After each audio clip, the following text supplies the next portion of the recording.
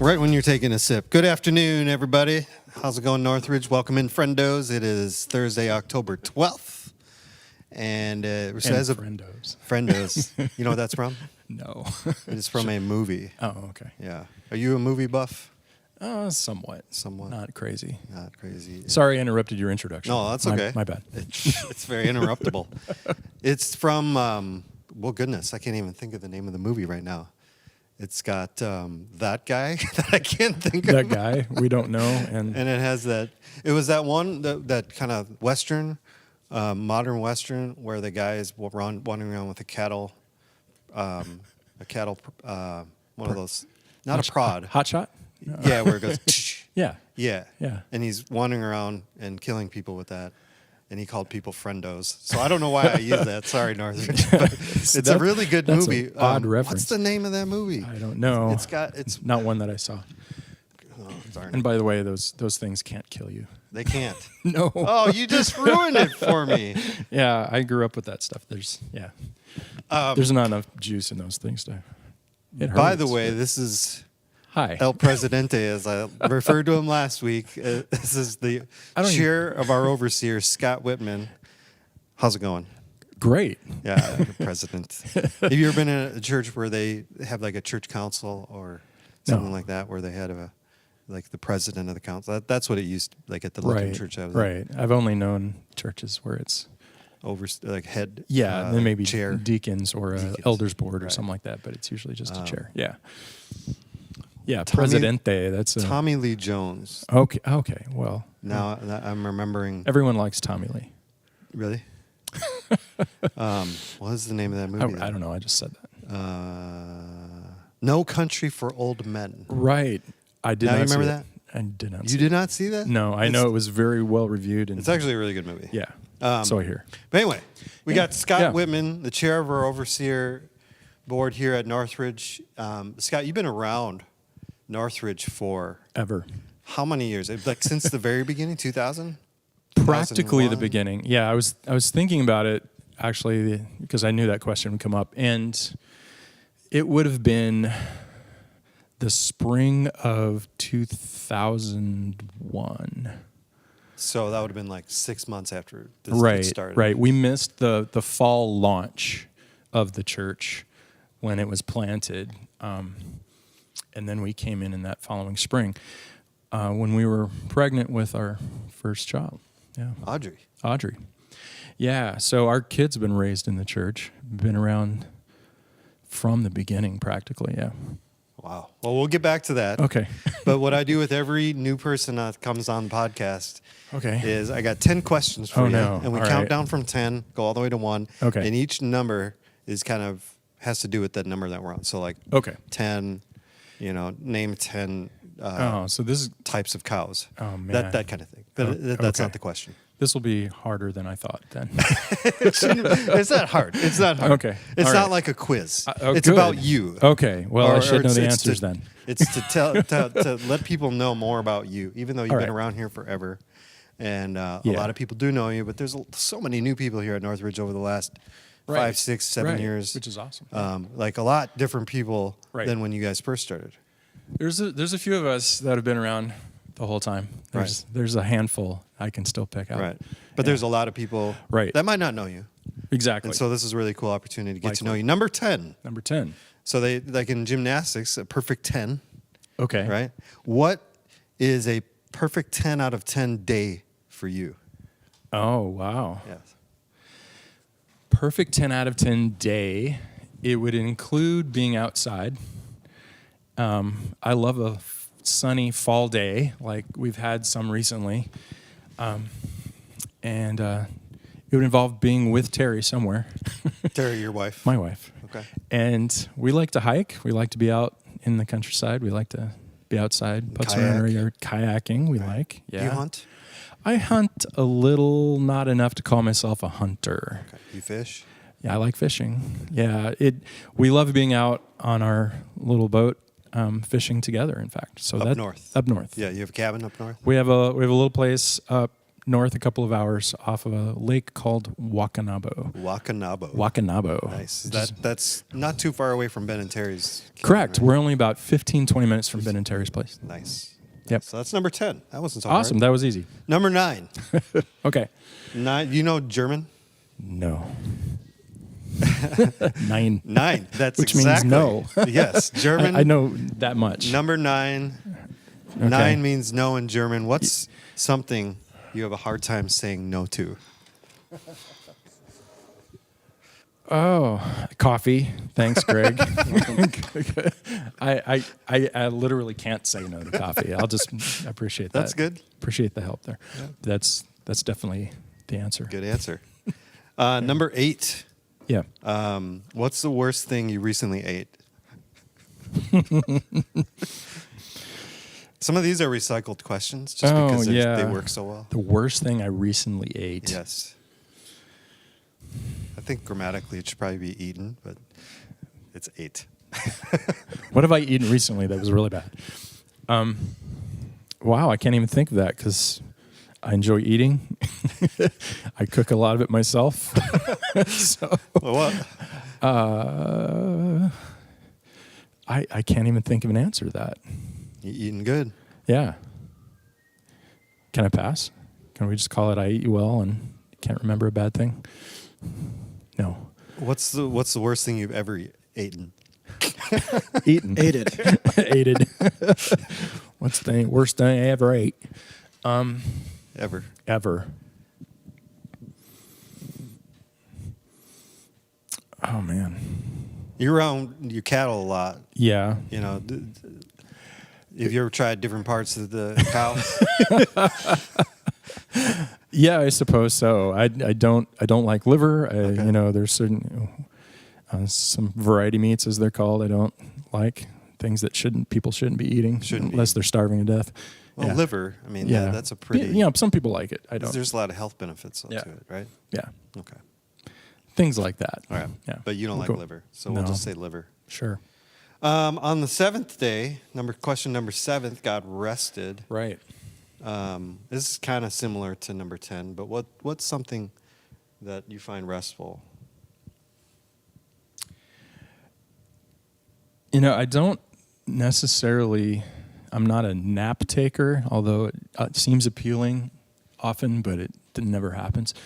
A restful day might include. It's on one of those sunny days. It could involve a walk, actually, but I like sitting in a hammock or a deck chair and reading. That's a restful day to me. Cool. Yeah. What are you reading? Read what? Read what? Are you reading no. anything right now? I'm always reading something. Oh. More than one at a time? Sometimes more than one at a time. You're one of those guys. I'm one of those people that collects books, and I have piles and piles of books all in my bedroom. But never read them. Right. I like collecting things that are that seem insightful and educational, and then I don't read them.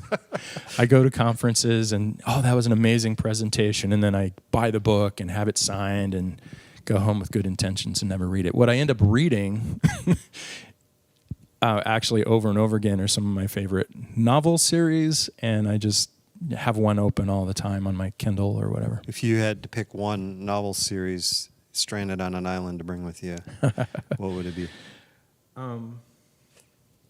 My favorite author is Stephen Lawhead, and he's a Christian guy who writes with a Christian worldview, but his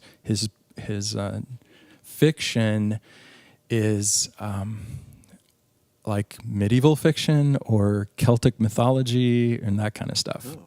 So if you think about, I'm a big fan of Lord of the Rings and Hobbit and all those kinds of things. So if you think about a Christian worldview perspective, much like Tolkien was or C.S. Lewis, but this guy's writing Celtic mythology and medieval and like the Crusades and all that kind of thing. But anyway, that's the kind of stuff I read that for fun. Nice. It's kind of geeky, but that's cool. That's what I enjoy. Number 6. That's weird because I've never heard you talk about any of this. That's why he's here. I've never heard you talk about none of that stuff. Oh, this book I'm reading. Yeah. Da, da, da, da. Yeah, because he also there's another one that's on the mythology of the Robin Hood story, which I love, and there's another one that's the Arthurian legend that he writes that I love, and I'm in the middle of that one right now for like the 5th time. It's a 6-book series.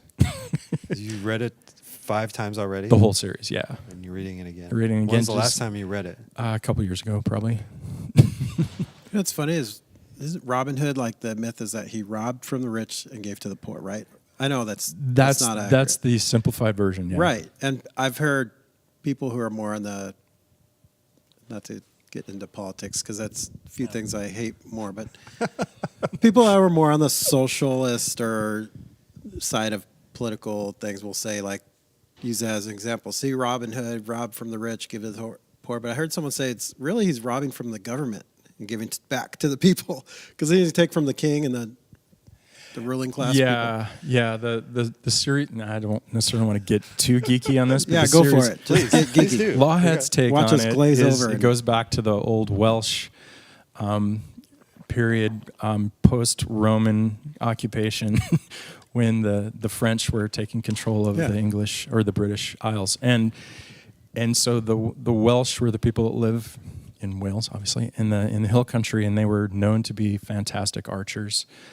And he was a prince of that land, and then he was ousted from his throne by the invasion of the French taking over Britain.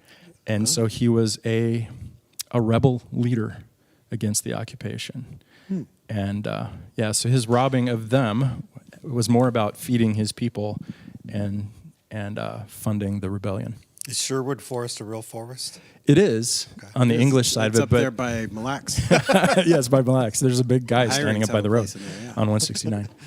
Yeah. Anyway, I could geek out That- a long time on that stuff, but we don't need to I go know there. a little bit about Yeah. cultural something about that period. Yeah. So there's a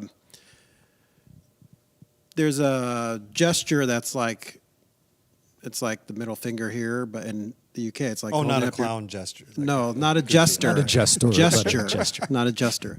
But like holding up you I don't think it's offensive to us, but if you hold up like your 2 fingers like that, it's like kind of like flipping someone off. Okay. In Yeah, England, right? There's I don't another know. place where if you But thumbs I up heard is the that's what same thing. it comes from that time period, Okay. and it was archers like mocking the French or whatever, like Right. because they used to capture the archers and cut off their fingers, Oh.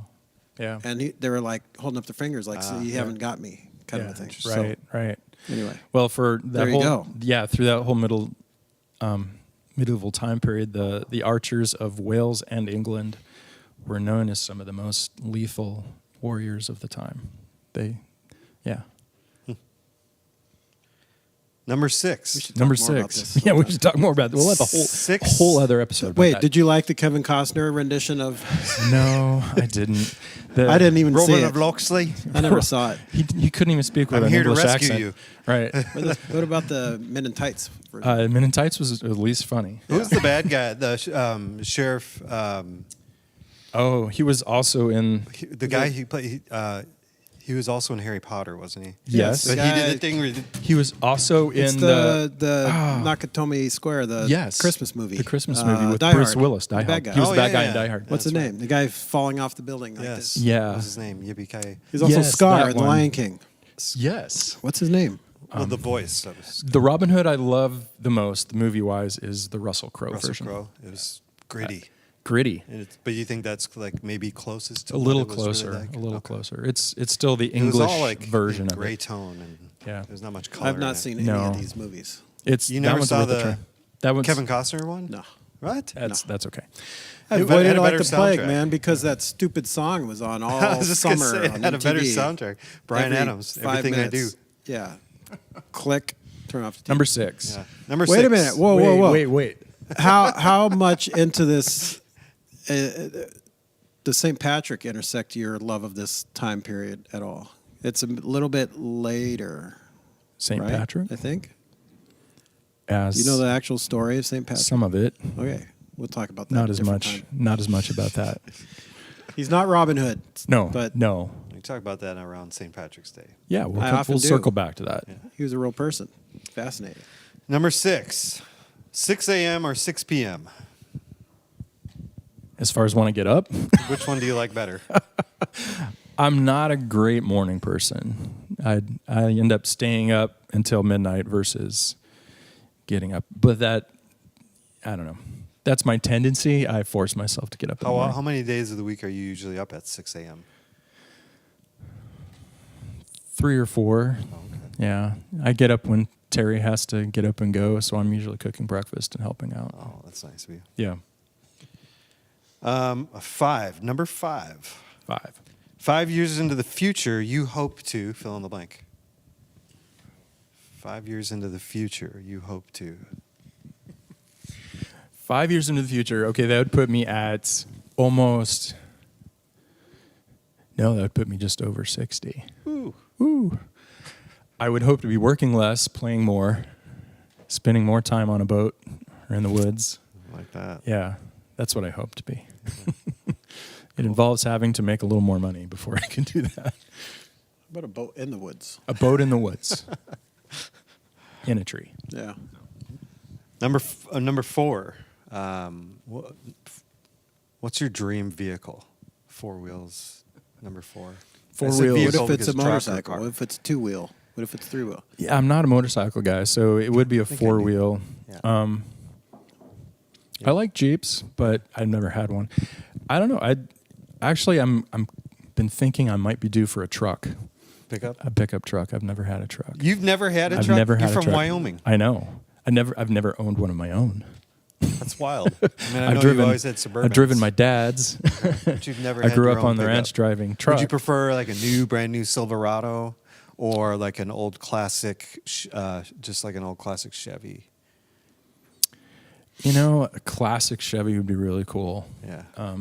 But something back when everything used to run well and stay running. Yeah, are you brand like Chevy, Ford? I'm mostly a GM Chevy guy right now. Okay. I have been for a while. It used to be Fords. I don't know. I think if I bought But a new, you don't have like you're not like against one or the other. No, Okay. it's like reading the reviews. I'll study up for like a year before I buy Just something. whatever runs the best. Yeah, whenever and actually make sure it's out on the market like a year and a half or 2 years, and buy it used. So someone else is taking the hit on the new car price. Sure. That's right. That's how I do things. Number 3. Number 3. We're when almost I done. first started coming around Northridge and I was being interviewed for a job, you were one of the people that were part of the interview process because you were actually leading worship at the time here in Northridge.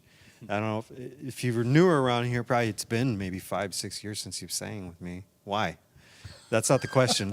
That's a different question. That's a different question. But the other question is number 3 favorite worship songs, just all time or just right now. What do you three songs that are you really into, that you really like, or you have liked? Okay.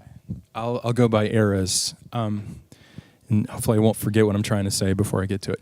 The one I'm really digging right now is a Matt Mayer song. It's the Lord's Prayer version. Oh, yeah. The new one that yes, Paul introduced a couple weeks ago that we're actually going to be doing this weekend. yes, that one. I love it. He does a version of it.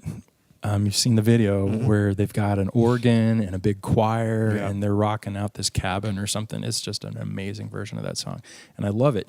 Whenever that's on, I crank up the volume and just belt it out because it's awesome.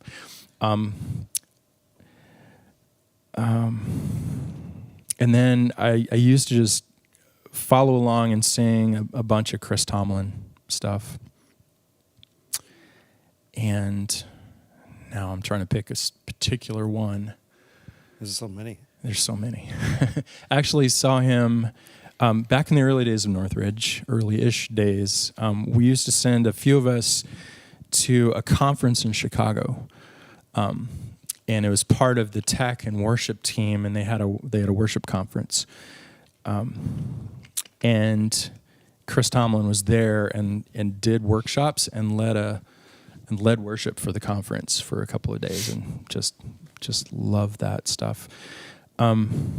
So Older or newer Chris Tomlin? Do you have a older, favorite one? older. I'm trying to think of a particular one now. I'll come back to that. And then few years before that, and maybe this was one of his too, actually, another thing about God of Wonders. No, it's that was that worship group. I think Mac Powell sang it. Right. Okay, so that song, There's a female vocalist too. right, But Mac Powell. that one, it actually kind of represents one of the very first songs I remember having awareness of that introduced me to contemporary worship. And Terry and I were, at the time, were in Indiana and going to grad school, and we both come from a kind of a traditional Baptist background, a Southern Baptist, in fact, I do. And so hadn't heard a lot of that. And then when we were trying to get ourselves back in a groove of attending a church regularly, we were visiting churches around the West Lafayette area, Purdue, where we were doing grad school. And that song, and then I heard it many times since, but that was just this like the dawn opening of, oh my gosh, I didn't know that this was possible, to worship in a way that the songs would just resonate with my heart. I love old hymns. I still do. I remember standing in a pew with my dad and mom in between them and holding a hymnal and singing hymns and learning to harmonize with my dad and that kind of thing. So I love hymns. But these songs, that was, the God of Wonders was the one that was just like, I just love that song. City on a Hill, I think it was. That's it. Performed by Cliff Young, Danielle Young, and Mac Yeah. Powell. Written by Right. Mark Bird and Steve Hindalong. I didn't know Steve Hindalong's Yeah. he's got a big influence on a lot of Southern California Christian, kind of alternative Christian bands from the 90s. Yeah. Anyway. So anyway, that's No Chris Tomlin song in particular? I don't How know. Great Is Our God? the one. Okay. Thank you. That's probably one of the most famous modern Yeah. worship songs. Yeah. Even Right. more so than all the newer stuff that's come. I mean, Right. since like 2000. How great is our God? Thank you. Boy, That you're is the smiling. one. Yeah, because I like the song. I love the song. But that has the one line that annoys me the most, probably, of When he any doesn't public. enunciate the T's at the end. No, when he said, "Sing with me." It's weird that we're all singing "Sing with me." Sing with me. Come on. I will never sing that line. Right. You're not supposed to. Right, but it's weird we that put that's it on in the the lyrics, so I Yeah, don't know. it's Yeah. weird. I'm I only understand if supposed it's to a guy sing it. leading, Yeah, that's me. He's talking to you. but that's not clear during that song. That this is the worship leaders. Or it's like, an invitation to all the people with us. Let's sing together. it's just strange. I know it is. It's a little odd. I have a hard time with But- that. But one of the things I had a book of Chris Tomlin's as well that I think I got from that conference. I But made a book out of it.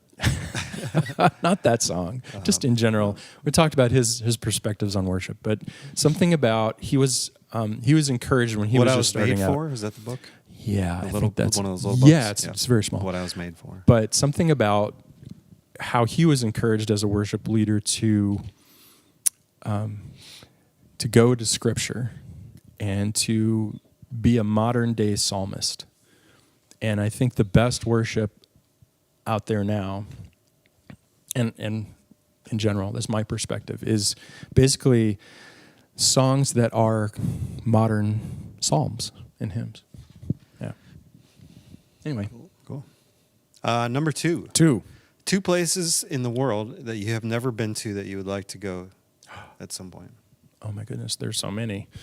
Only 2. Only 2.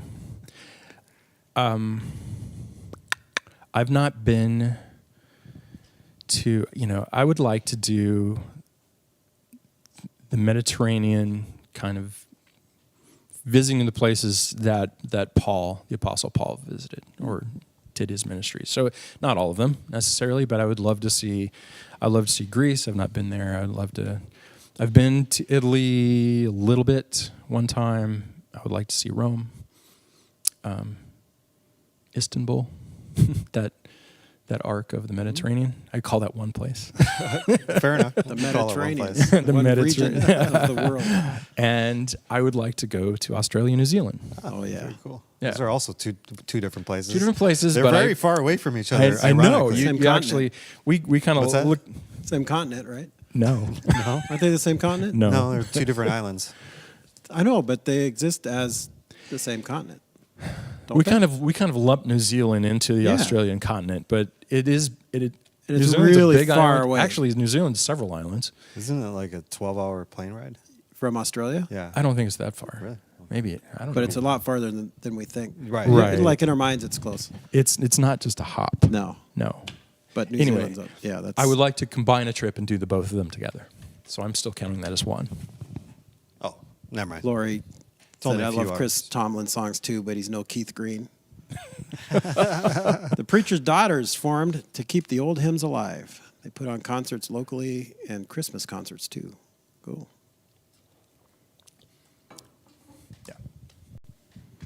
Yeah. Number one. This is something I asked Number my one. young men's small group, which your son is in. Right.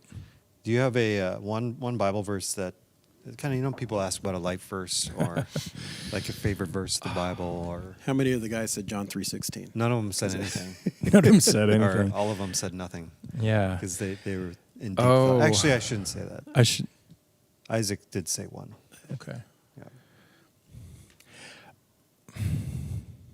I know I should have a life verse, but I'm not one of those people that spends a lot of time I know. thinking about what is my life verse. I know. I'm with you on it. Yeah.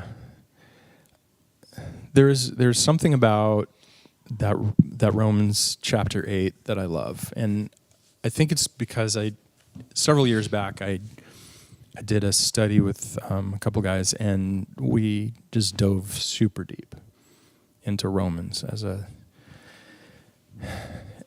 practice in how to study the Bible, partly, and then just because there's so much great wisdom in there.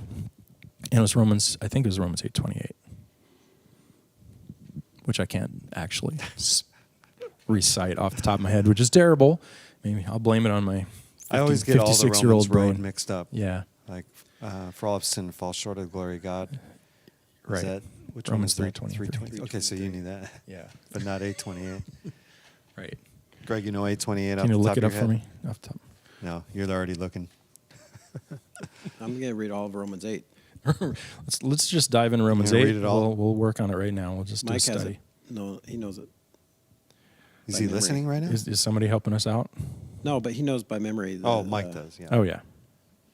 He's a And we know theologian. that God causes everything to work together for the good of those who love God and are called according to his purpose for them. That's New Living. So some people will say that's not really the Bible, but Right. Yeah. So that's it. Yeah, that's 10 it. questions. Okay. That wasn't so hard. was All it? right. Okay. No. Yeah. have a good No. afternoon, guys. We're done. We're out. So, in the 22 years you've been around Northridge, Yeah. Long time. what are some of the things that you think have changed the most? What's changed the most? Well, It could be good or bad. I'm not gonna dwell on any of that. Maybe No. not say anybody in particular. but- Right. I can name a few names.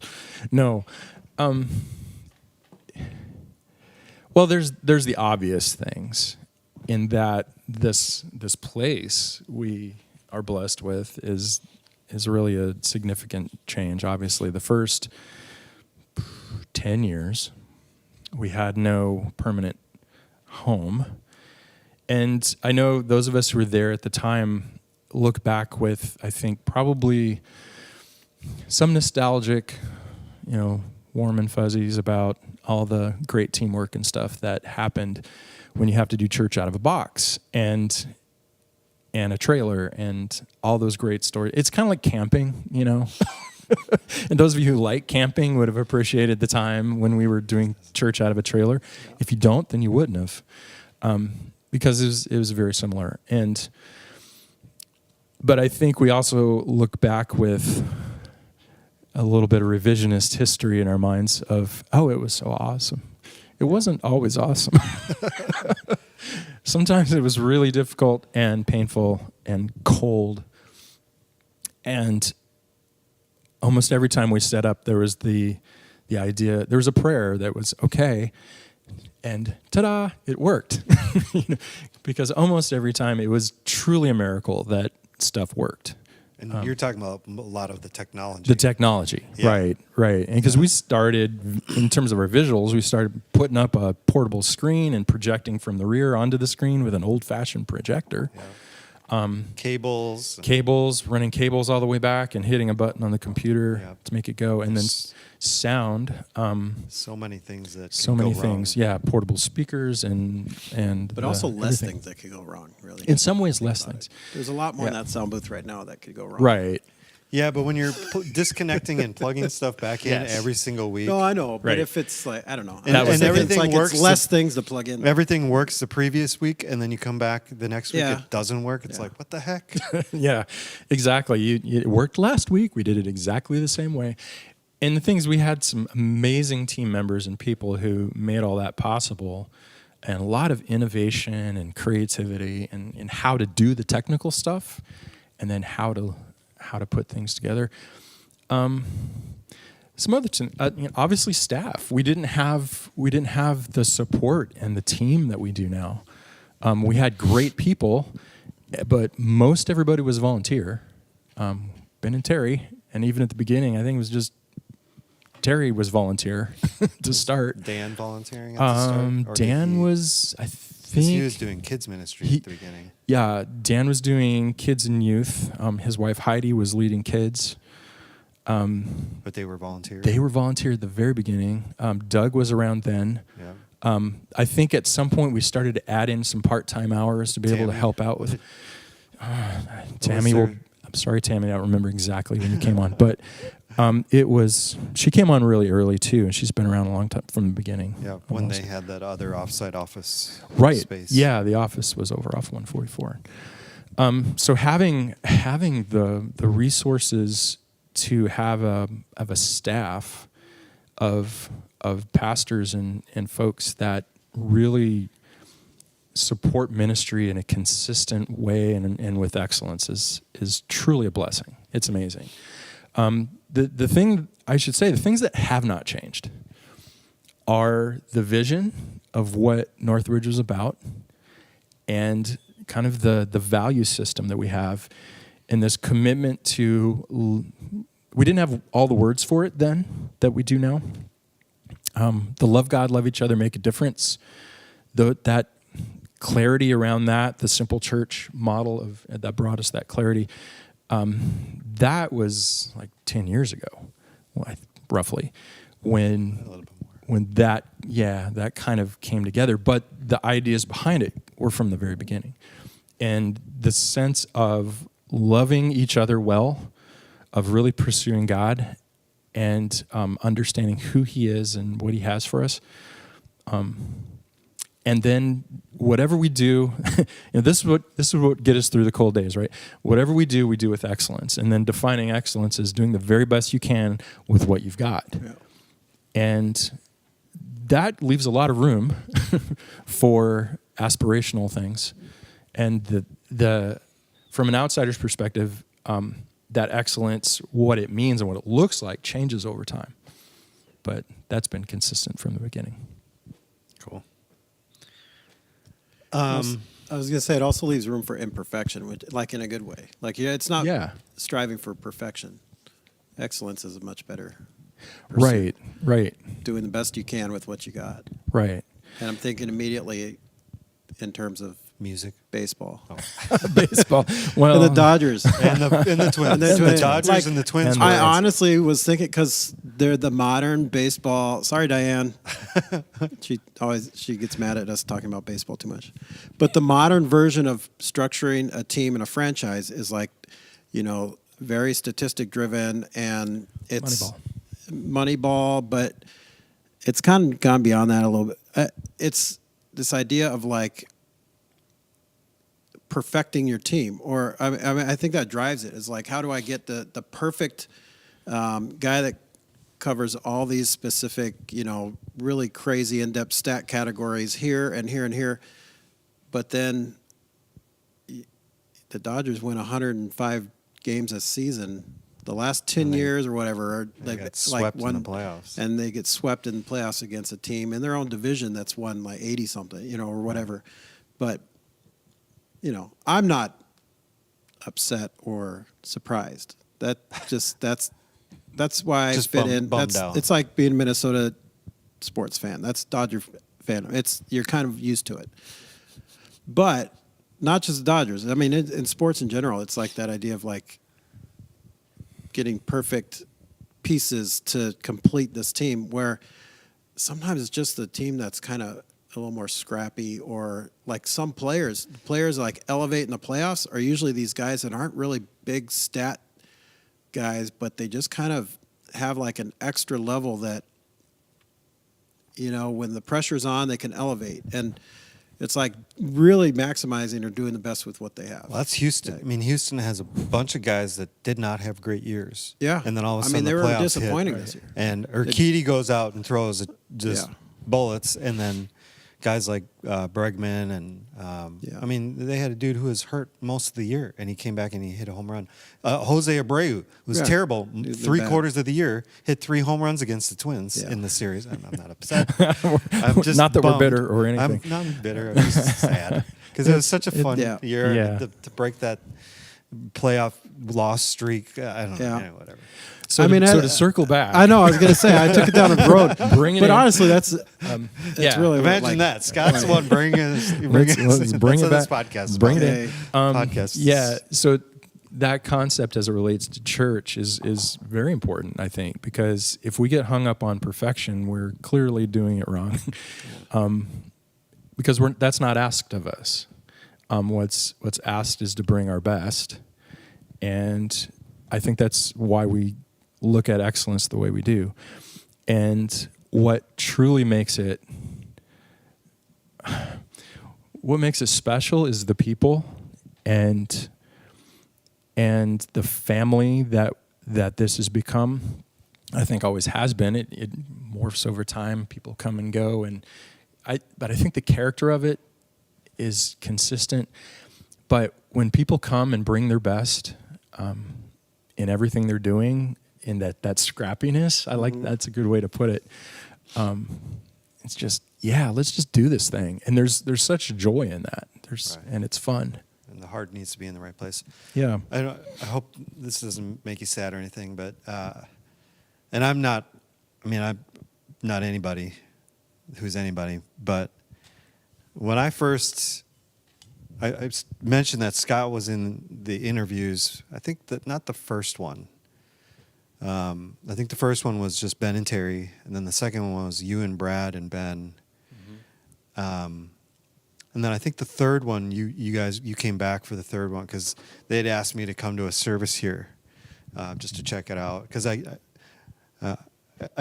was in the building for the interviews, but I'd not come to a weekend service yet. And that was before we had all the streaming stuff. And I think I was leading worship video when cameras. you came. Yeah, that day. so I came in, and Munzel and I always laugh about this because I was trying to be incognito, and I hugged the wall, kind of came in, but Jeff Munzel stopped me. Actually, he caught me on the way out.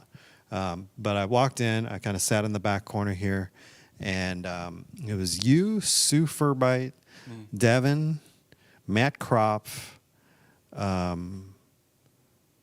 I don't remember who else. Was Grant playing at the time? I don't think so. Okay. Because I think he was at Bethel by then. But Yeah. Sue was my partner. Yeah. right. Do you remember what happened in the interview? No. Because I came back the following week Not or really. whatever, Yeah. and you guys wanted to know what I thought about the service and the music and all that stuff. That was a loaded question. A little bit, So, what do you think? because No. it was I don't really remember, honestly. the music was a little rough. Yeah, I'm sure. But one of the things that really got to me was that because you led, Yeah. and I was really drawn into you, to the way you led and your heart, and that was one of those moments where this is excellence. This is the giving the best that we have. And I mean, I know all those people. I love all those people. A lot of them, most of them, actually, all of them. Oh, you know who else playing bass? Ben. Brax's brother. Right. He was right. playing bass. Right, Matt was right. on acoustic. Sue was on keyboard. Or she might not have been playing keyboard. She probably was. Yeah. Devin was drumming. Yeah, because I'm not an instrumentalist. Yeah, and I needed you a were band. singing, and it was Yeah. the passion that you had, and the heart, the authenticity of it was just so striking to me that I thought, okay, I think what I said was, there's a lot of potential, Yeah. but I really complimented Scott just the way in which he led, and I really appreciated that. And you've Yeah. always been that since. That's who I've No, known you to be. thanks for that memory. I Yeah. kind of lost track of that. But So yeah. I had to compliment you after I dissed you. Musically, a Don't, little don't forget rough. it was an interview, so he had to be nice. It was one of those sandwich. I think I Right, sandwiched. It was No. like I do remember you compliment, asking- like critique, and then Yeah. another compliment. And I do remember you asking something to the effect of why do you want a worship pastor? Why are you looking for someone new? right. If what you have is yeah, because at the time, doing okay. you and Brad were rotating. We were rotating every other week. Yeah, yeah. Yep. And Brad's still. Right. Brad He's- is a musician, and can lead a team that way. I would have to always find a partner to help me lead the band With the instruments. And so it was either Stu from the keyboard, or when Grant was back, he was doing it from guitar, Right. and some other folks along the way. But, So you're like Bono. right. Yeah, that's You can it. throw on a guitar every once in a while and pretend like you're playing. Pretend Dude, like have I'm you playing. seen That's that? like we all know that's not plugged in, dude. No. I've taken lessons along the way. Right, and Brad it's- looks tried. enough like the Edge. If you played guitar, if you practiced guitar I'm as just saying, much you guys as you should read, start yeah, I know. That's a true. YouTube cover My- band because Brad. I'm looks- old in my fingers. Brad but with the that's- beanie on looks just like the Edge, yes, That's true. Yeah. and he could probably outplay the Edge. I also took piano lessons for a while from Terry McCaffrey. Terry, yeah. Well, actually, I didn't. My kids did, And then and you- I went along. That was my plan when Asher started piano. I went with She them. I didn't was even like, I'm charge going to me start extra doing for this. that. But yes, but- Sarah Cook. Have you Scott seen led worship. the clips of the New Sphere. Vegas Sphere? It's amazing. My sisters went And the other day. with U2, Yeah. the U2 played there, and they were there. Yeah. Oh man, I know. I'm not a huge bonkers U2 fan, but I would still see them Yeah. at the Sphere. That looks amazing. Yeah. That it looks That's- just like you wouldn't be able to pay attention to any music at all because it's just Right, like sensory it's an overload. experience, not just a It's crazy, concert. yeah. Have you seen any of the videos of that thing? No, Oh, you not- should check it out sometime. This giant sphere in Vegas, like on the Strip, it's a music like And arena. it's a but multimedia it's sphere, so like they can Right. change. project on the whole thing. Like Yeah, Yeah, it's crazy. I think- Inside and outside. it's like a music in the round kind of thing. Yeah, and it when you look at it, you don't realize how big it is until you see like a band on stage in there, and you see them, and they're on a tiny little stage. Especially for you too, because a lot of their tour and stage setups are huge, right? A show in themselves, but Oh yeah, no, it's I've not- amazing. I've not seen that. It's so incredible. But to see some of the video coming out of the concerts and stuff. Yeah, going like on. a totally immersive 3D experience. Yeah, we can just put a bubble inside the worship center. Yeah, I mean, it looks amazing. It's a little too Yeah. much. Like I wouldn't be able to focus on. Right, for anything. people with ADD, it would, like their brains would explode. But then again, maybe it would just calm you down. Oh, hypnotic almost. Yeah, because the first time we went to Oh, that one Clive's looks with like an Evan, he eyeball. was That's just freaky. like quiet. There's so much to look at. So what are you amazing. searching for? Vegas Sphere. Vegas Sphere, if you want to look at. See, my sister already chimed in. I knew she would. Happy birthday, by the way, Misty. My sister Misty's birthday. Oh, hey, happy birthday! The Sphere was Nice. all caps, lots Amazing. of exclamation points. Why are you yelling at us? It was that good. Was that your birthday present? They've only seen you two about 150 times, but Wow. not that many. But they've seen them a lot. That's a lot. Yeah, quite a few. I've not seen anybody. I did not know Scott led worship. Who knew? Uh, Some of us knew. Yeah, Yeah, it's been a while. he's been holding out. Maybe he should lead this weekend. Breaking news. I've kind of hit him up every once in a I while know. over You the should, last man. few years. There's so I don't many. think it's been 5 years because I bet there was a couple of 4, summer weekends there in the last 2 or 3 Maybe. that. No, you know the jumped in. last time I can definitively remember that you were part of the worship team was for that one night that we did for the giving campaign. Oh right, the surge. Yeah, the forward surge, thing, and yeah. you and Aaron. led. I played Right. guitar and kick drum in the back. Yeah, But We- you guys led. we led. It was kind of old school, but it was Yeah. fun. That would have been I know we fall did, of, was that 2019 or 18? something. That was for was it for the Surge one? The Surge. Yeah, it was for the Surge one. Was that Because the- we had a dinner too. Right, it was the most little recent program. campaign. That I would have remember been doing 19, pre-pandemic. Just at the beginning, yeah. 19, So that would have been fall 19. probably. I should know, but I don't. I know. So me too. Open Up Yeah. the Heavens. I know we did that song. Right. But that's Yeah. all I remember. I was going to say we've been blessed, and We've been- and I would attribute this to your leadership, and the fact that people are drawn to excellence, and that's happened from the beginning. So I'm gonna do a little throwback memory. Is that I used to sing in the churches I came from as a kid, even, and I grew up doing that. Even though it was a different tradition in terms of the music, one of my favorite memories as a kid in southern Missouri, where we were for a little while, was this little tiny white country Baptist church where Building was white or people? The people. Just kidding. Both. probably. both. That's what it was. But tiny And white neither one has building changed. with people in it. And and it just had a piano, and it was a volunteer choir every single Sunday. And one guy who'd get up, say, everybody come up and sing in the choir. Who's going to sing in the choir today? Come on forward. You can come up. However you want to do it, just come on down. That was one of the things I actually thought about was, do Yeah. you do any accents? I know can do two a kids southern. that would be up there. I can do a At least southern one Missouri that would accent, go. and she played out of a little hymnal that had shape notes. Oh, that was a she? The dude Oh, up front. Sorry, she had a very deep voice. No, the dude that was inviting people was a guy.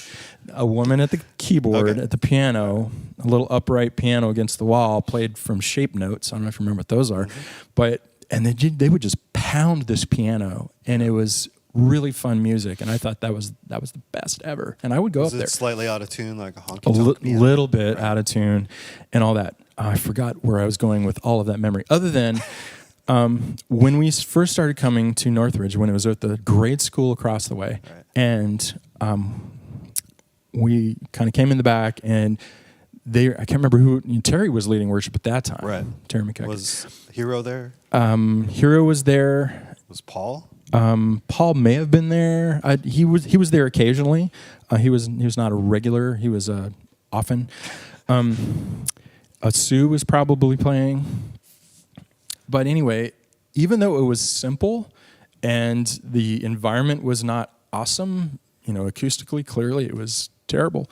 It was a gym with a tile floor or whatever it was at the time. But it struck me that they are doing this with excellence, and this music and the worship was so authentic, and said, I want to be a part of that. And so that has remained consistent, is that, depending, we're up and down over the years, but it was always this real focus on authenticity. So that drew me in and say, I want to do that. I want to be a part of that. We can serve here. We can be here because this feels real to us. Not just the worship, but the people, how we were welcomed, all of that. And so that's what we want to keep going, is we want to be welcoming. We want people to walk in the doors, and this is real. This is true stuff. These people are honest about what they're doing here, and they're really pursuing God. And when we walk in here to worship together, people are going to say, this is amazing. This feels real. I want to be a part of this. And that's what draws people to your team, because that has continued to happen, and it's just gotten better and better. And so you're blessed. We are blessed with an amazing group of people. Oh, our worship team is awesome. Yeah, and there are so many good singers. There's no reason for me Oh, that's not to true. go up there. That's not true. There's not enough guys. Oh, And well, we got Adam, myself. yeah. I love Adam. He's fun. Yeah. Yeah, he was supposed to sing this last week. Yeah. But he had to back out. I do dabble in hand percussion, by the way. You I dabble. was gonna say, I dabble. Yeah. Hey, Bethany Yeah, said that you like to start. You like percussive stuff. Right. Bethany. Like starting a clap. Whenever Yes, she said you like led doing the worship. clap. Yeah. Yeah. I'm not as good as Adam, but The percussion or the clapping? So here's what both. here's what probably. I hear you saying about where do you not want to say where in southern Missouri this was? No, I can say Oh, I don't know if you want the to. Ozarks. The Ozarks? Outside of Springfield, a little place called Sparta. Oh, Not far from We the are town. Sparta. we are Sparta. Sparta. That's what Yeah. everyone. They've probably never heard anyone say that. No, they don't. Springfield. You know, home of the I'm not going to disparage any of the Simpsons. folks there. No, home of the Basketball Hall of Fame, right? Springfield, Missouri. Yes. Yeah. My cousin lives there too. Yeah. If you've ever seen the movie Hoosiers, Yes. Yeah. it's about Indiana, obviously, but that movie describes Sparta, Missouri as well. That was our town. That whole area, like Missouri, even Kansas too. Basketball is huge down there. So Yeah. Yeah. That was all we had. We didn't have enough people to have a football team. yeah, it just takes 5 to play basketball. Yeah, exactly. Yeah. We Then ran you play in cross the church country gym. to get in shape for basketball. Yeah. And then we played basketball. The church. You know who famously played on his church basketball team? Nate Bargatze. He talks about that. He got you know cut from Nate high Bargatze? school. No. What? Okay, Comedian? remind me. Oh, okay. Yes. Clean Christian now. He's Yeah. a Christian. I don't know Yeah. if he always was, but Yeah, I've He seen doesn't do like Christian comedy. No, I've seen Even stuff though he on talks the only Facebook. one he talks in his Yeah. latest special on Amazon. He talks Yeah, he about talked growing about up in growing up the in hardest Christian. time to be a Christian, Yeah. and then with parents, With- Christian parents in the 90s. Yeah, he did a Yeah. thing on being in the choir and stuff. Something I like think, that. But he talked about playing on carpet, church gym. Yeah. Church gym carpet. Yeah. Yes. But Rug burns. I forgot why I was going to ask about I Missouri. don't know. Southern Oh, Missouri. what you describe in that church and like just authenticity though, even though it's not acoustically and it's not the best setup. And I know I'm the least likely one of us three to comment on music, but it's like how some people love vinyl still. Like there's something about playing something on the vinyl and that scratchiness and that kind of lower quality, even almost Lo-fi. there's something endearing to it. And then versus digital, It's gritty. remastered is just too clean. You know, you lose some of the, I don't know, there's something about even listening to older, like classic rock or something, you lose it digitally remastered. Like, I don't know, there's something too clean about it. Yeah. That's how I feel about walking into some churches and worship versus a lady slamming a upright piano in a corner of the room. Yeah, you know? yeah, and I also should say it. And I wouldn't want to disparage, the churches that do it differently in the sense of big productions and so forth. I mean, there's a place for different things, and God uses different churches, congregations, styles of worship, denominations in different ways to reach different corners of this planet and this community. So, there's a place for lots of it. That's, As long as it's authentic. Is the right. thing. As long as it's authentic. I think there is a concern with if production becomes the focus, smoke and lights or whatever, and it feels like a concert instead of like worship. And there are Christian concerts, and as long as that's what you're doing, then that's fine too. Yeah. We went to one recently. I went That was- to one that with was you in very- your small group. Yeah, it was Jordan and I very- went with their small group the other night. was 2 weeks awesome. ago. Almost 2 weeks. And that was one of those where you see the people performing and go, wow, I didn't know that was their song. Right, exactly. That's Which awesome. concert It was was, that? I can't even think of it. Oh, We Are Messengers. We Are We're Messengers. messengers. I heard him talk. I was like, I oh, always he's get them Irish? and We the Kingdom mixed up. I know, me too. I was like, oh, he's an Irish guy. Yeah. I could barely understand him speak, I- but, the songs were, yeah. And what was the And then opening band? Shoot. Something and Company. his name and company. Bob? Kaufman? No. Corcoran. Corcoran. Corcoran. Corcoran and Company. Corcoran and Company. I like that guy. He was good. And he Coke was Ring? Big dude Cochran. from like Cochran. farm boy from Indiana, I Corcoran. think he said. Yeah. Farm town in Indiana. Central, Indiana, Yeah. Missouri kind of guy. But Maybe his- soulful kind of. Yeah, kind of Yeah. Southern rock style, kind of.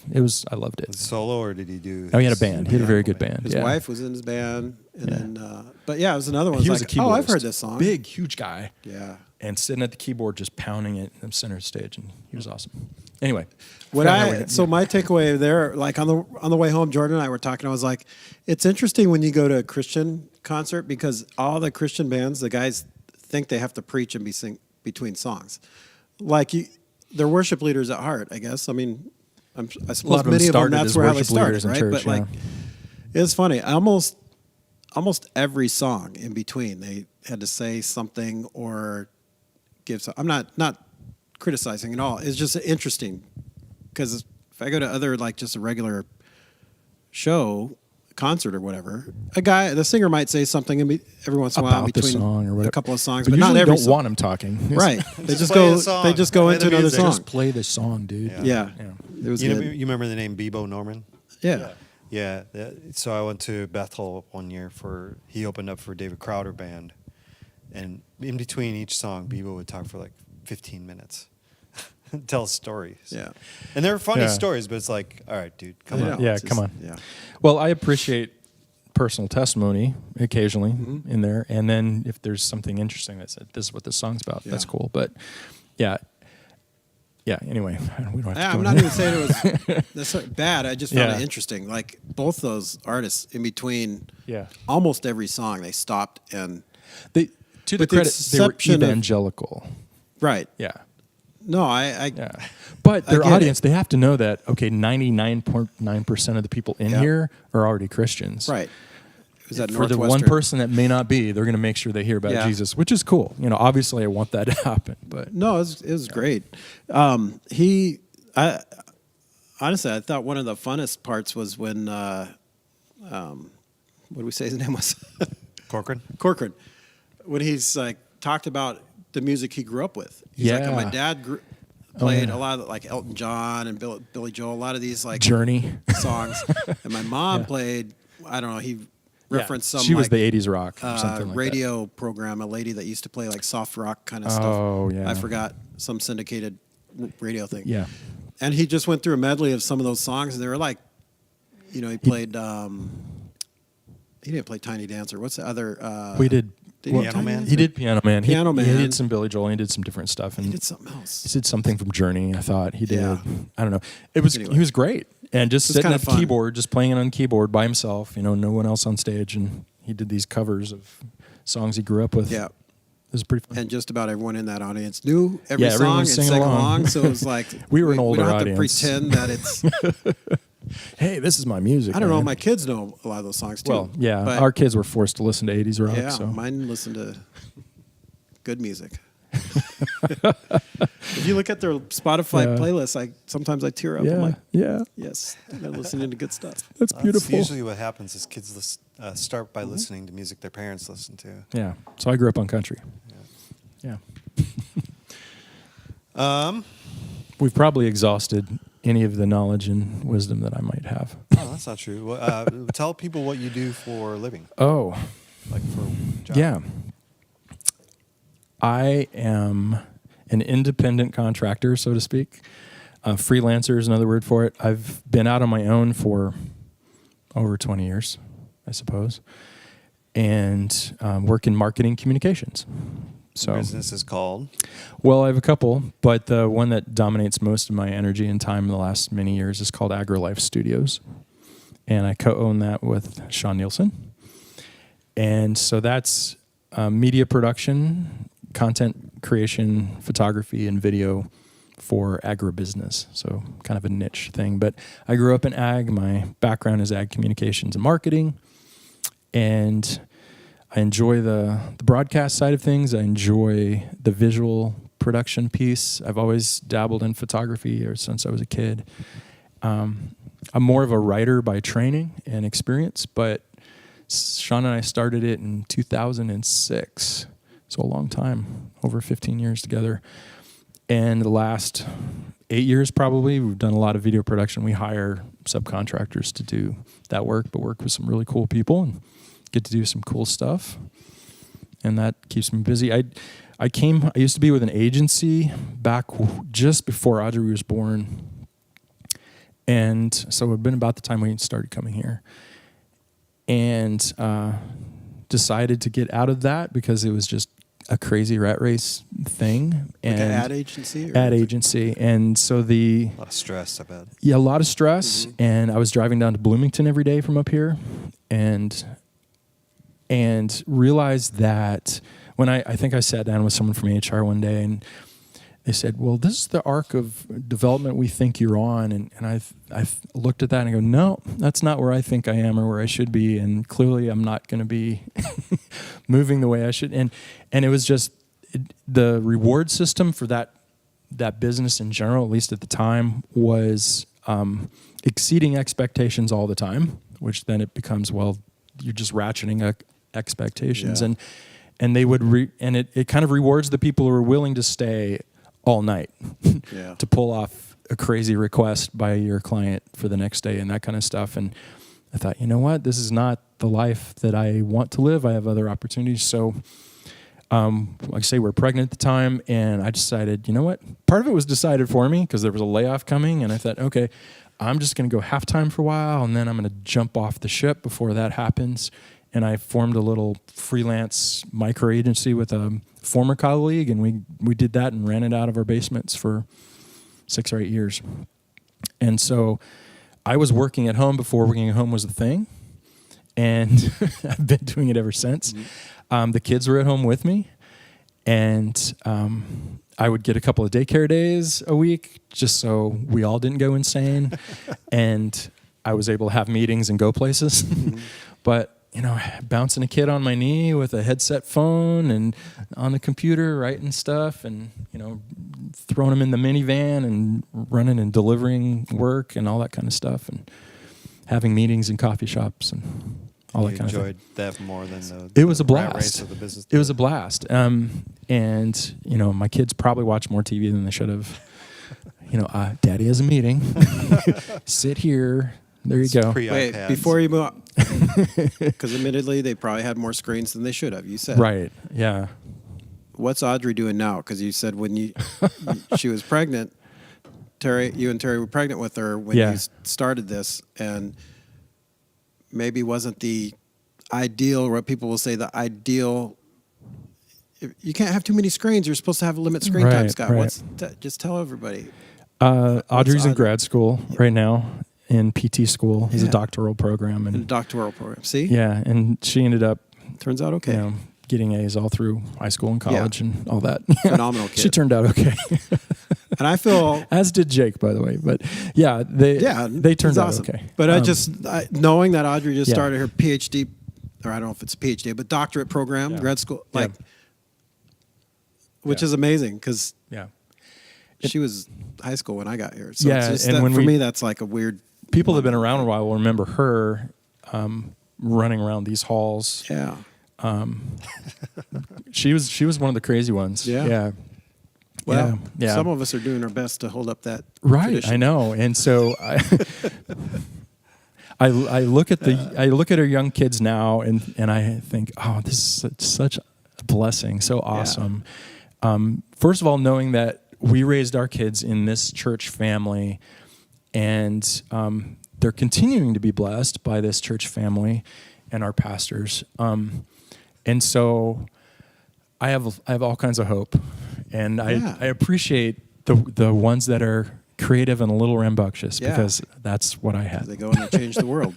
They change the world. But my point is, like, Yeah. parents stress out so much about, like, my kid has to do, you know, this amount of screen time per week, which I'm not Yeah. saying, like, give your kids unlimited screens, but, or, you know, if they're not hitting this mark by this age, and I mean, there's a lot of Right. pressure, and I get it. Like, I understand Right. there's a lot of pressure on parents, but it's like, It's kind of that Moneyball they might thing with your kids. Yeah, but the pressure All the is external a statistics. lot, or it's comparison. Yeah. Because now we see everybody else's kids or what they're doing with their families on social media, and may Yeah. or may not be true or a whole picture. Obviously, it's not a whole Yeah. picture. But Yeah. it's like they Right. And turn out okay. They turn out okay. You know, pray them through it. And you know, Yeah. I don't. Not I to used say it's not hard. Right. It is. It is hard. And the thing is, I think we just stand alongside each other as parents. And I'm not going to be very critical of any other Yeah. set of parents and what kind of choices they make. You know, before I had kids, I used to be one of those people who was in the grocery store and saying, okay, Yep. you guys, what is going on? Right. And afterwards, you know, when I had my own in the grocery store, I was like, okay, I'm just praying we make it. And I would have the conversation, and the kids are in the back of the minivan going, okay, we have one thing to do in here. This is what we're going to do. If you say another word, if you do this or this or this, we're out. Yeah. And I mean it. Yeah. And if you make it through here without making me crazy, we'll do this. Yep. If not, no. And we'd go into the store and it would all blow up and I'd go, okay, we're out. Yeah. You know. Yeah. But Yeah. then there were days it just all fell apart and all blew up and it was a mess. But So I have all kinds of sympathy and a huge heart for families and whatever they're doing and whatever choices they're making, and want people to know that we stand with you. Yeah. We'll pray with you through this, and they'll be okay. I had a very wise person tell me one time, I can't remember who it was, you don't take the blame for the bad things or the mess ups, but you don't get to take credit for the good stuff either. So that's all God. And so do your best. That was a point of stress for us when we Yeah. first got here, because we have one that's a little more rambunctious, and actually he's calm. He's doing great. So much better. He's really actually really enjoyable. He's hilarious, but he's always been funny. But he was really impulsive and really difficult in public settings. And Jordan and I used to be like, "Oh my gosh, it's so stressful. People are going to think we do nothing to try to discipline this child or help shape this kid." And I remember early on, like seriously, within the first couple of months of being here, Ben grabbed me and asked me to come in his office, and he's like, "Hey, you let Evan be Evan. I was Evan. Don't worry about it. He's fine." And I was like, that was so liberating to me as a parent. Didn't help Jordan at all, because she's still gonna stress out about it. But it was like, yes. And actually, I'll tell parents all the time here that are newer, and they have a kid that's maybe a little more energetic and doesn't know how to, quote unquote, behave in church or whatever. I'm like, you're never going to hear pastoral staff tell the kid to not run, that they can't run in church. Right. You're never going to hear it from us. Like, hey, stop running.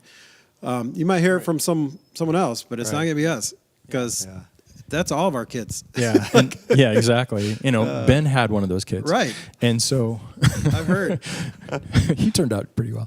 So yeah, and Ben has said from the stage multiple times, if that little one is crying, that's okay. Yeah. We're just glad you're here. Yeah. If you want to take them out, there's plenty of ways, and we're going to help you. We've made it easier for that to happen. Yeah. But I mean, with the new over room the years, and it's all always stuff, been the vibe of kids and whatever they're going through and all that stuff. Is I've always found that as a non-parent, just watching it and trying to put parents at ease, say like, it's okay, don't worry about it. Ben's very not distracted by that kind of stuff. He's distracted by other things, but doesn't bother him.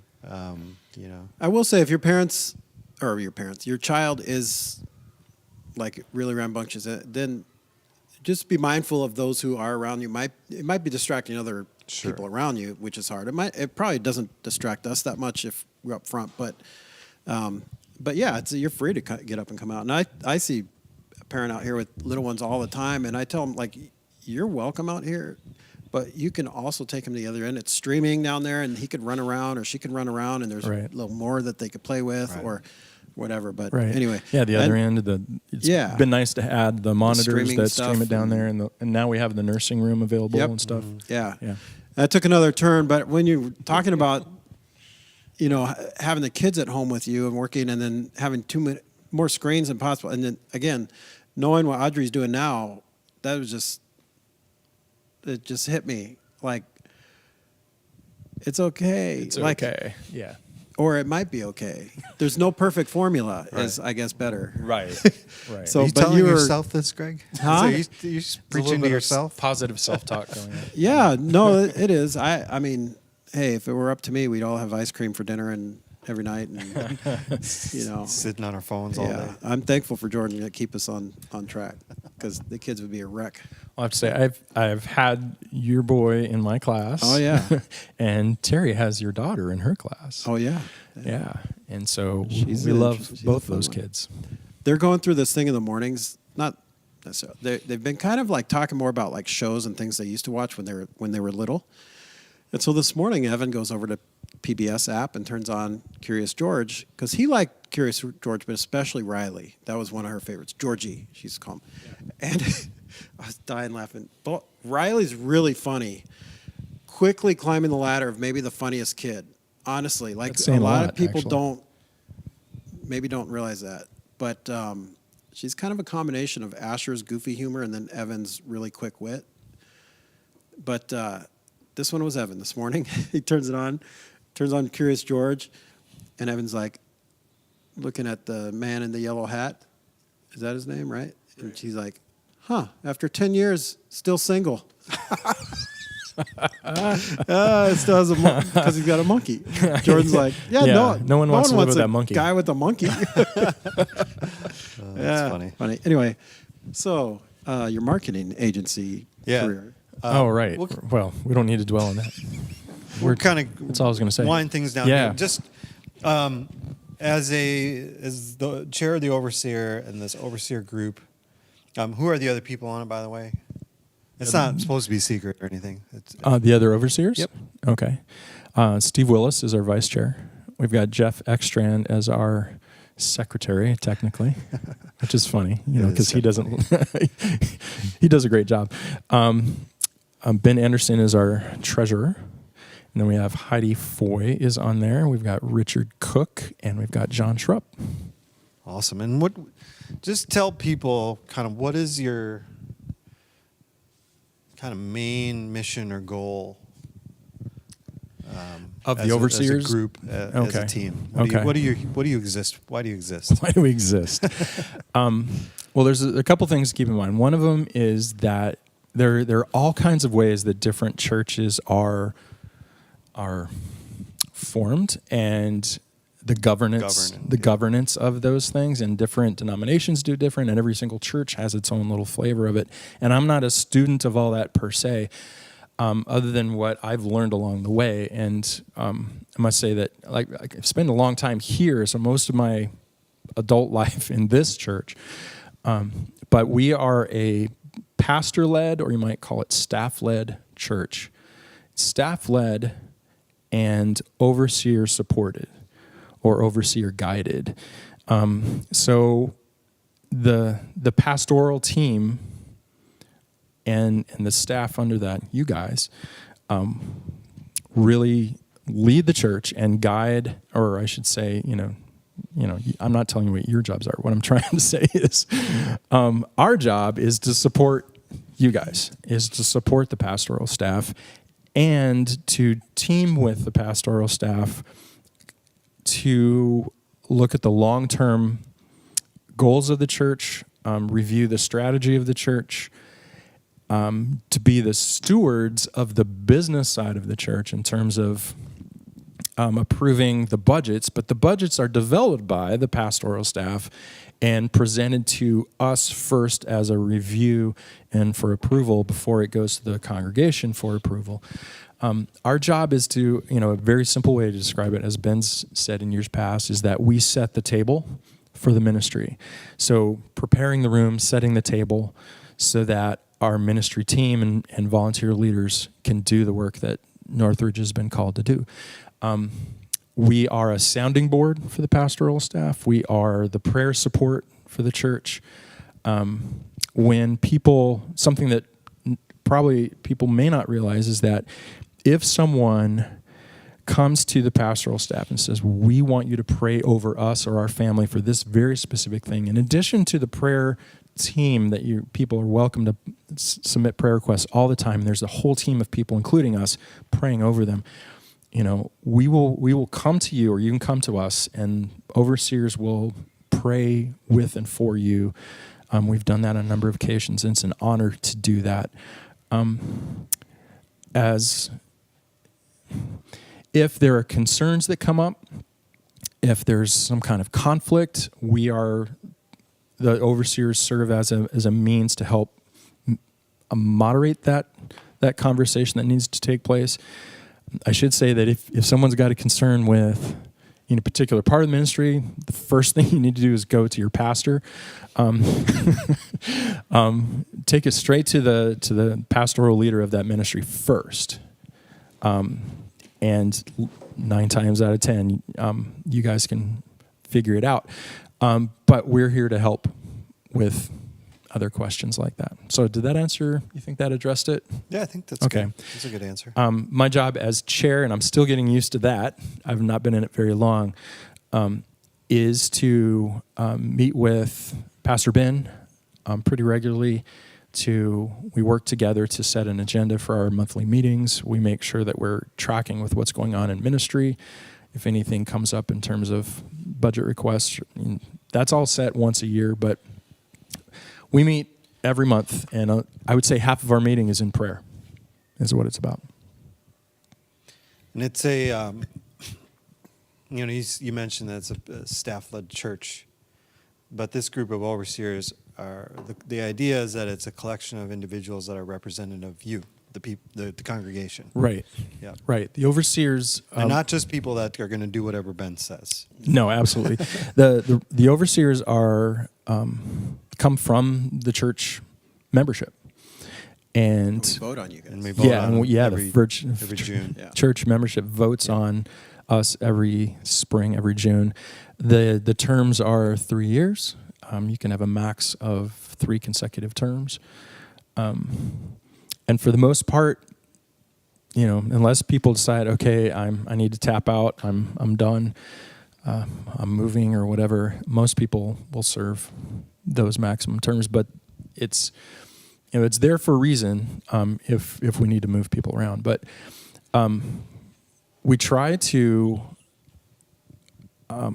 have people come to the overseer board who represent different aspects of the church or the demographics of the church. It's kind of hard. It needs to be someone who's a member, someone who's already leading through example and highly involved in ministry, and someone whose heart is clearly for the passion for the mission of the church.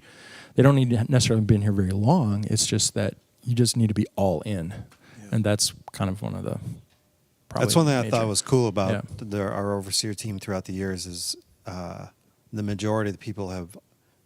That's not the only thing they do at Northridge. Oh, right, yeah. They're involved in serving in other areas. Like you're helping out with the youth ministry this year. Right. John Schrupp is with youth ministry, small group stuff, women's, men ministry, all that kind of stuff, and not just a bunch of suits in a stuffy room. And there's very few suits. Just making decisions or whatever. Right.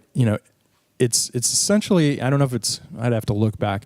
I think there is a requirement that candidates for the board are involved in ministry. But if you look across that span of people, I think every one of them is a small group leader. I was going to say that almost all of them are small group leaders. And and at least very active in every one of other those ministry leadership. folks very involved in ministry, and oftentimes more than one. And it's because our passion is for serving the church and what God's called us to do. Awesome. It's funny that Scott was on the hiring team for you. Yeah. Terry was on mine. Oh. Yeah, my wife Terry. Yeah. Yeah. I just saw that. Yeah, Terry served for 9 years on the board. Right. Yep. She was the secretary. She was the secretary. I don't know if she got out of that job the whole time she was in there. No. She was always. Yeah, I did it for a while when I first started on the board, and I quickly passed that on. Somebody else. That's funny. You're pretty good with. You're a creative note taker. Other people might not be able to discern your note taking. Right. Maybe even you at certain times. Right. Kind of like Ben, when he writes something down, it's like, I can't read my own handwriting. I've got stacks of spiral notebooks still that I keep on all kinds of things, and now I use this remarkable thing. But yeah, I take notes at every step, Right. all the stuff. Even though Jeff is our secretary, I still take notes of everything. Right. But it's kind of a brain thing. And just kind of that's how my brain doodle works, to how I kinda process help you. information. Yep. Stay Yep. with everything at the same time Right. as get some useful information. Yep. Done. These things are pretty cool. These These are cool. I want to buy one, but I'm just scared I will never use it. I and know. spend all that money Same. for it. I've contemplated. But I'm it's like so man, cool. The I feel like I would technology's use so- it a lot if I had it, but then I'm like, If- I don't Maybe know. I won't. If you were a writer and a constant note taker, then it's a I'm not great gonna- tool. I'm not going to do that. If you're not one of those people, then don't bother, because that's all it does. Note taking is very helpful. It really. I mean, Yeah. I think we got out of that. Even if you don't read the notes yeah, afterwards. we get out of the just- habit of it. I Right. think. Yeah, like, writing once you're out of something down by school or hand, something- even more than typing it. Well, there's on a scientific computer. proof. I mean, they've shown that writing something Yeah. it helps. It's the Commit to tactile memory. Mr. part of Science the guy. yeah. Hey, there. I'm nothing if not a scientist. Yeah, the brain will help process that information. We got to get going here real quick, Yeah, but let lots me of just rambling here. shoot a little family business your way. We got men's breakfast this Saturday. Yeah. First one of the season. Yep. 7:30, right? Yeah. To 9. It's the first one? It's It's first the one first of one the of year. the season. The same day, we got a child care night and our marriage adventures Big day. scavenger hunt. It's a big day. Don't want to miss it. You Burning the gotta- candle on both ends. Can you still sign up for these things? Yeah. Okay, you could still sign up. So if you're planning on doing it, you should do it. Better do it quick. Yep, should do it now. Just go ahead and sign up. Just go to the Church Center app right now and sign up. Yep. Either if you Yeah, I have need to kids sign for up the for the child men's care breakfast. night, if you want to go to the marriage adventures and you need to do something with the kids, bring them here. Go to drop them off at child care night. There's a cost for both of these things, but it's not that much. We have a couple youth things coming up: a middle school retreat at the end of October, and then a high school conference in November. This Sunday, we're going to be kicking off our Operation Christmas Child event that we do every year for about a month or so, where we collect stuff and put them in these boxes, and they get sent out all over the world. It's just an awesome thing I think we do each and every year. I'm amazed at your guys' generosity and excitement and energy around, but we're going to be kicking that off. You'll hear more about that in the weekend service. This year, one of the things that we're doing a little different is we're doing a women's hygiene kit. So we're going to be doing some collections for that as well. So go to the Church Center app and get more details for that. In November the 4th, Saturday, I think Paul might have, at the second service, if you're here at the 10:30 service, he might have said Sunday, November 4th when he was doing the announcement. But it is a Saturday night. It's 7 o'clock. Mike and Nate, comedy duo. It's called Sports Comedy. Oh. So it's improv. They have a theme now. Yeah, well, I mean, like the sports comedy is kind of this contest thing where but it's really interactive. That's Right. the most important thing. It's Yeah, it's funny, very interactive. super interactive. So come, you might, if you don't want to get picked, you don't have to. But they do a lot of fun interaction, storytelling, and they're hilarious. It's a lot of fun. It's completely free. It is family friendly. Bring the whole family. Yeah. Bring your neighbors. Bring your coworkers. Bring your friends, kids. Bring friends from school. Whoever you want to invite. Everybody can come and enjoy this for free. November 4th. When's the last time they were here? It's been A couple of years. maybe pre-COVID. Yeah, probably. Was it pre-COVID? Our family still talks about the last one. See, Yeah, it was a blast. There's some sayings that we have as a family that were from came from that show. That's part of like our internal family joke thing. That's now. hilarious. Yeah. Yeah. They're so much fun. Mike used to be part of Northridge years ago. Oh, yeah, right. Mike also worked with Paul Schoolmeisters at Open Door for not Open Door, Eaglebrook. not Eagle Brook, New Hope. Church. Oh, Sorry. Yeah. that's where Mike and Nate. that's where Mike Mike is was now, at Eagle Brook. or No, was. he's not there anymore. Oh, he's not. Yeah. Okay. He Okay. was at Eagle Brook. Then he Yeah. went to New Hope. Okay. And now he's Okay. doing something else. Yeah, he's a singer too. Mike is? Uh-huh. Wow. Yeah. I didn't know that. He's a very talented artist. Yeah, Creator. yeah. Back in the day when he was here, way back, we used to do drama on a semi-regular basis. And that was with Hero, Yeah. right? Because Yeah. who I don't know. I was part of the drama team The hero too. comes along. With the strength to carry on. We need a hero. Yeah. I'm holding out for a hero. And then Trunk or Treat, October 31st. I think it's a Tuesday, right? Yeah. Tuesday night. Is it? Okay. 5:30 to 7. Not only can you bring your kids and trunk or treat out of vehicles and get some candy, but you can also host a trunk. Yeah, it's and fun. fill it up, decorate it. We might even provide the candy, won't we? Possibly. There's some, but bring your own. Yeah. Bring your own. That's the 'cause best. Always we run go out. we go You through run it. out. Yeah, go through we a do lot. right now because it's not just for Northridge. Yeah. It's for the whole There's a neighborhood. whole neighborhood. There's a lot And of again, kids it's that pass another. through It's here. kind of like Yeah. the block party, where Yeah. it's a free event that we put on for the neighborhood as an outreach for the neighborhood. I have an idea for a challenge, a small group challenge. Small group Okay. challenge. Have the small group have a kind of an unofficial contest to see who has the coolest trunk. Oh, there you it's go. like a I'm small throwing group it out there right now. All right. We need fun. we need more trunks. You know, Yeah. it's been this lot has been like 2/3 full. Yeah. Yeah. Is it only on this side on the north side? Yeah, we're doing it this side again. Yeah. Which I know it's a little smaller, but I think it works It's better cozy. because it's the neighborhood right Well, here. then we're Yeah. also going to have a fire truck here, aren't we? Oh. Maybe. Fire They offer. truck. We'll see. Okay. It's They also offer. very we get Because- people coming from the school, Yeah. from that direction and from the community More center. visible Yeah. on the It's side. very visible And then, and- and then Yeah. with, The when you neighborhood, have like- fewer trunks, it's a smaller lot, so Yeah. it feels like we're kind of Yeah, packed more it into each feels other. Really energy. nice. Yeah, close together. Right. It's there's a lot of camaraderie around it. People, having fun and Yeah. drinking cocoa and all that kind of thing. It's a lot of fun. It's a fun Cool. night. Well, there's kind of the main news. If you have any questions about any of the events and stuff, let us know. GREGGT@nrf.life or at office@nrf.life. Anything Overseer else? team. Overseer team at nrf.life. Yep, overseer If you team have at any NRF. hard-hitting, pressing questions about Northridge. Or me directly if Yeah. you really want to. Scott W. Scott W. at nrf.life. SCOTT. Double T. SW. W. Yeah. That's common, I guess. Double T, W. Yeah. Other than that, hope you guys have a great rest of the week, and we hope to see you this weekend. Yeah. Yeah.